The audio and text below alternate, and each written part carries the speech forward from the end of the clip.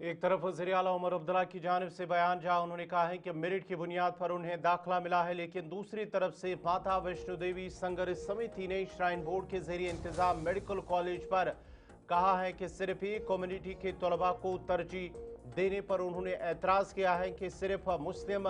जो लड़के हैं उन्हें वहां पर दाखिला क्यों दिया गया है। कमेटी का कहना है कि तमाम कम्युनिटीज़ के होनहार तलबा को दाखिलों में मौका नहीं दिया गया है, यानी कि सिर्फ एक मखसूस कम्युनिटी के बच्चों को वहाँ पर दाखिला दिया है। संघर्ष समिति की जानिब से आज उन्होंने एक प्रेस कॉन्फ्रेंस के दौरान कहा है और उन्होंने कहा है कि कमेटी के रुकन सुखबीर मनकोटिया ने एक प्रेस कॉन्फ्रेंस के दौरान कहा कि मेडिकल कॉलेज में तमाम बरादरियों के तलबा को मौका दिया जाना चाहिए। उन्होंने कहा है कि संघर्ष समिति जल्द ही इस सिलसिले में एक अर्जी पर दस्तखत करेगी, जिसे सदर हिंद और लेफ्टिनेंट गवर्नर मनोज सिन्हा को भेजा जाएगा।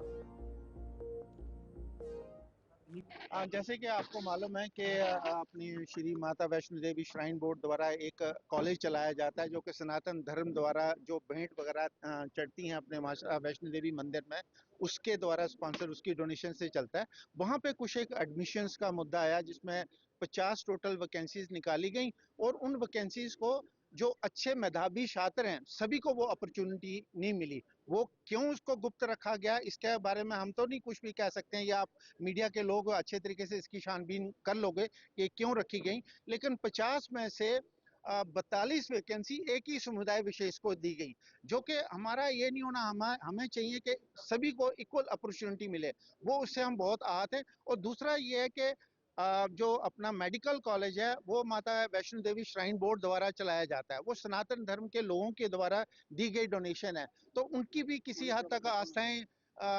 हर्ट हुई हैं। वो चाहते हैं कि इसका खर्चा उन्हीं के ऊपर हो, और उनका सुझाव यही है कि अगर आप चाहते हो तो हमारे वेद पुराण इतने पुराने, उनके लिए गुरुकुल खोलिए, वहां पर उनका रिसर्च वर्क करिए, वहां पर उनको वो शिक्षा दीजिए। आप लोगों ने भी सुना होगा कि बहुत सी ऐसे जगहों पर हुआ है बाहर के देशों में, यूएस,